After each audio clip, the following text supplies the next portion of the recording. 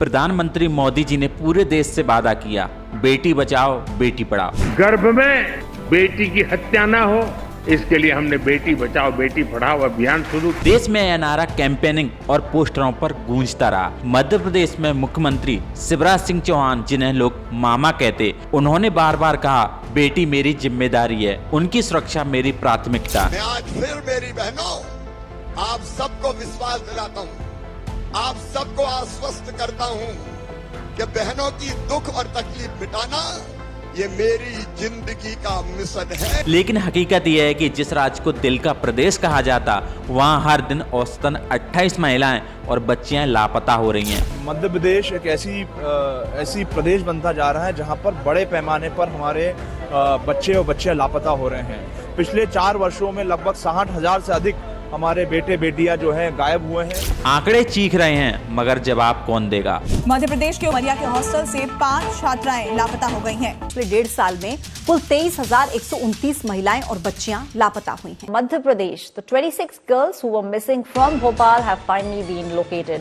मध्य प्रदेश में बीते 4.5 सालों में करीब 58,000 से ज्यादा महिलाएं और बच्चे गुम हुए। इसमें से 47,000 बेटियां और 11,000 बेटे गायब हुए। बच्चों के गुम होने की जानकारी विधानसभा में दी गई। उसमें यह सामने आया कि सबसे ज्यादा बच्चे इंदौर से गायब हो रहे। और सोचिए, ये बेटियां कहां जाती हैं? तस्करी, अपराध। ये समस्या सिर्फ मध्य प्रदेश तक सीमित नहीं। राष्ट्रीय अपराध रिकॉर्ड ब्यूरो (NCRB) की रिपोर्ट्स के मुताबिक भारत में हर साल लगभग 3.6 लाख महिलाएं और बच्चियां लापता हो रही हैं, यानी हर घंटे 40 से ज्यादा केस। सबसे ज्यादा मामले मध्य प्रदेश, महाराष्ट्र, पश्चिम बंगाल और दिल्ली से आते हैं। UNODC और कई NGOs का कहना है कि भारत अब एशिया के सबसे बड़े ह्यूमन ट्रैफिकिंग हब्स में से एक बन चुका है। अगर हम पूरे देश की बात करें तो 2019 से 2021 के बीच भारत से लगभग 13 लाख महिलाएं और लड़कियां गायब हुई हैं। देश में 2019 से 2021 के बीच 13,13,000 लड़कियां और महिलाएं लापता हो गई।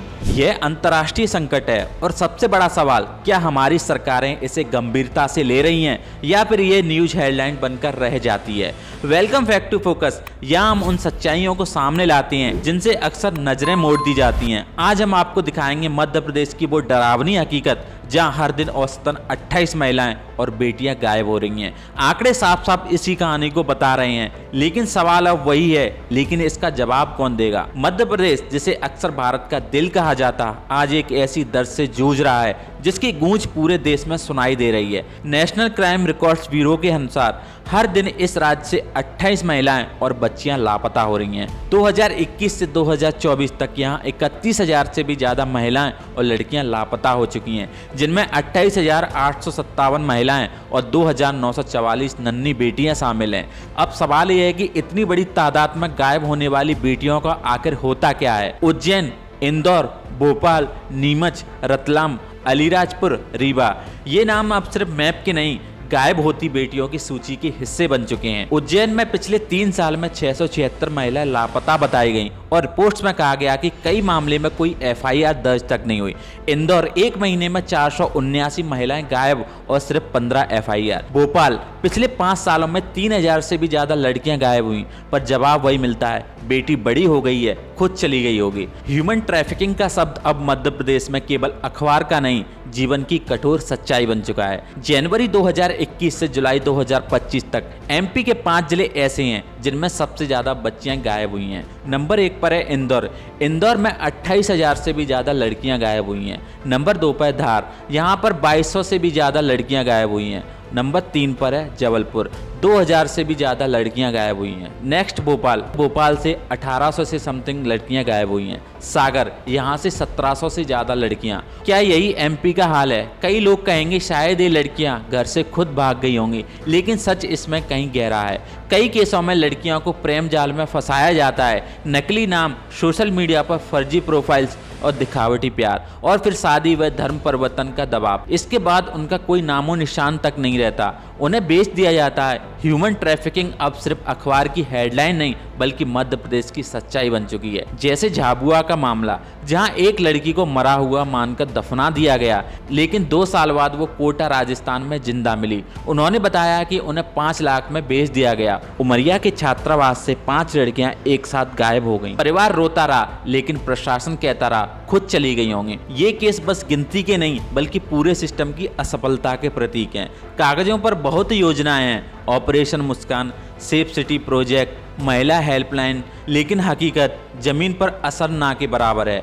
एनडीटीवी और न्यू इंडियन एक्सप्रेस जैसी रिपोर्ट्स बताती हैं कि हजारों मामलों की स्टेटस रिपोर्ट अधूरी है।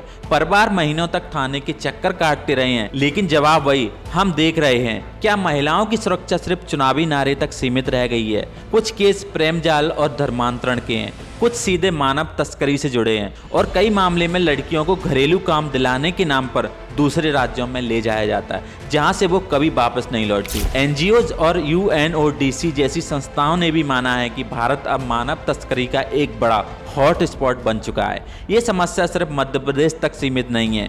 देश में 2019 से 2021 के बीच में 13 लाख से भी ज़्यादा महिलाएं और लड़कियां लापता हुई। सबसे ज़्यादा मामले मध्य प्रदेश से हैं, जहां 1,60,000 महिलाएं और 38,000 से ज़्यादा लड़कियां लापता हुई। दूसरे नंबर पर है पश्चिम बंगाल, यहाँ 1,56,000 महिलाएं और 36,000 लड़कियां गुम हो गईं। और तीसरे नंबर पर है महाराष्ट्र, जहां 1,78,000 महिलाएं और 13,000 लड़कियां गायब हुई। अगर हालात सुधारने हैं तो कुछ कदम तुरंत उठाने होंगे। हर मिसिंग केस पर अनिवार्य एफआईआर होनी चाहिए। डिस्ट्रिक्ट लेवल पर डिजिटल ट्रैकिंग सिस्टम होनी चाहिए। मध्य प्रदेश हो या भारत का कोई भी राज्य, जब तक बेटियां सुरक्षित नहीं हैं तब तक कोई भी समाज प्रगति का दावा नहीं कर सकता। ये सिर्फ आंकड़े नहीं बल्कि हजारों अधूरी कहानियां हैं, जिनके जवाब सिस्टम और सरकार दोनों से मांगे जाने चाहिए। अगर आप मानते हैं कि ये मुद्दा दबना नहीं चाहिए तो इस वीडियो को ज्यादा से ज्यादा शेयर करो और फैक्ट टू फोकस को सब्सक्राइब करना मत भूलिएगा, क्योंकि यहाँ हम वही सवाल पूछते हैं जिन्हें अक्सर लोग अनदेखा कर देते हैं। मिलते हैं आपसे एक नई वीडियो के साथ, तब तक के लिए जय हिंद।